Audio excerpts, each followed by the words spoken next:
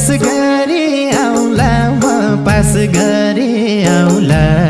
म पिर्तीको